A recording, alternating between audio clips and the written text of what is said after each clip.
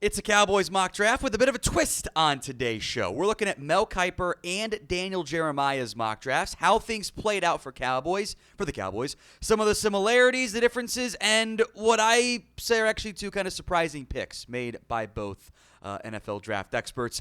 Now, if you want a 7-round Cowboys mock draft this week, show it by liking today's video right now. If we get enough likes, we'll be sure to do one.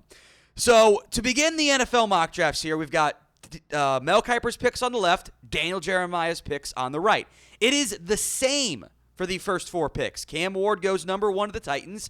Abdul goes number 2 to the Browns. Shedeur Sanders off the board at 3 to the New York Giants. And then Travis Hunter goes to the Patriots, the wide receiver, corner, do-it-all playmaker from Colorado.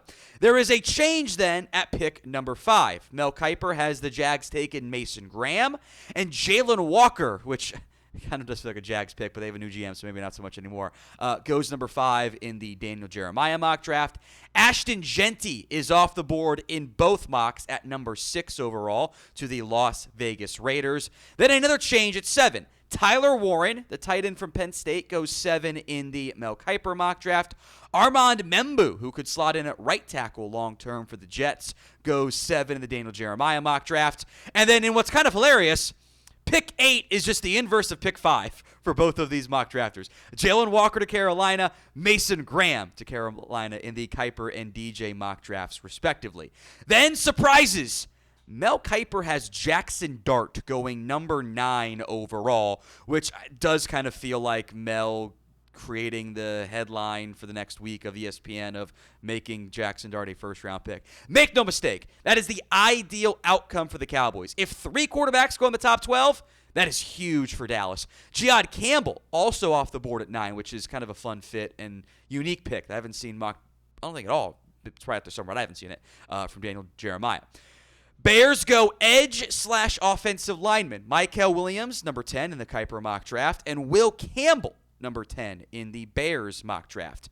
Then 2 different picks again for the 49ers. Armand Membu goes out of Missouri, goes to the Niners. Remember, he went earlier in the DJ mock draft. And my guy Jahdae Barron off the board at number 11 from Texas to the 49ers.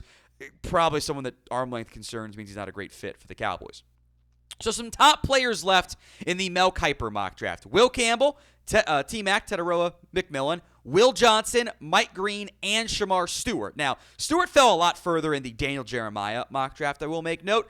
But really the main switch up here as it relates to like realistic picks for the Cowboys is Will Campbell/Tyler Warren. Because in the DJ mock draft, T-Mac's there, Will Johnson's there, Mike Green is there, Shamar Stewart, other different offensive linemen, edges, all the other receivers, all the other backs as well are still on the board. So in those scenarios, maybe the answer is Tyler Warren or Will Campbell for one of you, but who would you take in round 1 if the board fell one of those 2 ways? It is the pinned comment on today's show. We'll break down the Mel and DJ picks here after this, but let me know who you would take in round 1. The picks are surprising to me. Mel Kiper, again, going back with the Omarion Hampton route, the running back out of North Carolina. Daniel Jeremiah going with Matthew Golden, the Texas wide receiver. So RB2 and receiver 1 taken by the Cowboys in these 2 mocks. We will break down both of these, but this is the updates on the Mel Kiper side. He makes the same picks he made before the NFL draft, or before the NFL combine, He had Hampton last time. We never really get to talk about it very much, but now we can. Here's what Mel argued in favor of the Cowboys taking the UNC back. No change on my Cowboys pick projection from my last mock draft. Hampton actually firmed up his first-round case at the Combine, running a 4.46 second 40-yard dash and leaping 10 feet, 10 inches in the broad jump. He is a home run hitter who could spark something in the Dallas ground game, which has been dormant the past 2 campaigns. The Cowboys averaged 4 yards per carry over that time, tied for 4th worst in the league. Even after signing Javonte Williams, Miles Sanders to low-risk deals, I still think the Cowboys could draft Hampton. He is the kind of difference maker they need at the position and has rushed for 3,000-plus yards and 30 TDs over the past 2 seasons. We'll come back more in depth on my thoughts on Hampton, but you probably noticed I'm rocking a different headset on today's show, which I've worn before. It is my Turtle Beach headset. They are making today's show possible as well. It is not the Stealth 700 headset. This was a gift from my wife, I think probably 2 years ago. Held up incredibly well, even with a 3-year-old who likes to wear it because she just wants to be like dad as well. But the Stealth 700 one has the industry's first ever cross-play dual wireless transmitter system. That means you can switch between your console and your PC with a simple click of the button. And while being connected to your console, the Stealth 700 can connect to your phone for music, streaming, taking calls, all at the same time. You listen to your favorite songs all while gaming, done with the Stealth 700. Turtle Beach does not just have amazing headsets, if you're a console guy like me. They have every gaming accessory you could ever want. They're all high-quality prices at high-quality app prices that do not break the bank. From flight and racing sims to controllers, keyboards, and mice, they have you covered, and Turtle Beach is the ultimate gaming cheat code. Head to turtlebeach.com/chat and use code CHAT for 10% off your entire order at checkout. That's 10% off your entire order at turtlebeach.com/chat with promo code CHAT. After purchase, they'll ask you where you heard about them. Tell them it was us. Tell them it was the Cowboys Report by Chat Sports. Support the show and tell them that we sent you, and you get the ultimate immersive gaming experience today with Turtle Beach. Back to Hampton. Look, he did, I think, answer any potential question that was kind of lingering out there on him with his combine testing. A 4.46 40-yard dash. The shuttle was not very good, but I appreciate him doing it in the end. I have an early second-round grade on him, and it's bordering on that cheater 1-2 grade. So he's going to slot in my top 30 prospects and might even crack the top 20 in the end. Kind of built in that like Melvin Gordon, Breece Hall, Deuce McAllister, even Todd Gurley range. He's got great after-contact ability, averaging well over 4 yards per carry after contact the past 2 seasons. 2 straight years, at least 1,000 yards after contact. He's not a fumbler. He has had a kind of a high workload the past 2 seasons.